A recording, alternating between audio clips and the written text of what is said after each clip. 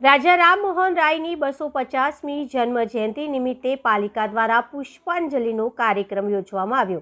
રાજા રામમોહન રાયનો જન્મ 22 મે 1772ના દિવસે રાધાનગર નામના બંગાળના એક ગામમાં એક બંગાળી બ્રાહ્મણ પરિવારમાં થયો હતો।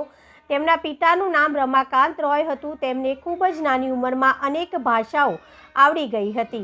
આમાં મુખ્યત્વે અરબી, ફારસી, અંગ્રેજી, હિબ્રુ ભાષા હતી।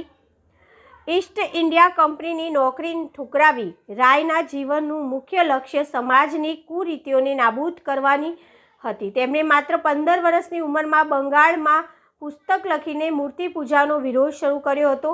વડોદરા શહેરમાં રાજા રામમોહન રાયની 250મી જન્મજયંતિ નિમિત્તે પાલિકા દ્વારા પુષ્પાંજલિ અર્પણ કરવાના કાર્યક્રમનું આયોજન કરવામાં આવ્યું હતું, જેમાં ખાસ ઉપસ્થિતિમાં વડોદરા મહાનગરપાલિકાના મેયર પિંકીબેન સોની તથા ડેપ્યુટી મેયર ચિરાગ બારોટ તથા પૂર્વ ચેરમેન ડૉક્ટર હિતેન્દ્રભાઈ પટેલ તથા ભારતીય જનતા પાર્ટીના પ્રમુખ ડૉક્ટર જયપ્રકાશ સોની તથા કાઉન્સિલર અને હોદ્દેદારોની હાજરીમાં રાજા રામમોહન રાય પ્રતિમાને પુષ્પાંજલિ અર્પણ કરવાના કાર્યક્રમનું આયોજન કરવામાં આવ્યું હતું।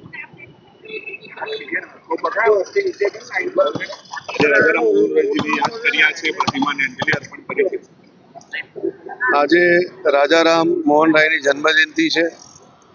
એક બહુ મોટા સમાજ સુધારક એવા રાજા રામ મોહન રાય ભારત માટે એક આદર્શ મહાન પુરુષ છે। એમણે બાળ વિવાહ, સતી પ્રથા જેવી કુરીતિઓ સમાજમાંથી કેવી રીતે નીકળે એના માટેના સંઘર્ષો પણ એમના જીવન દરમિયાન કર્યા છે।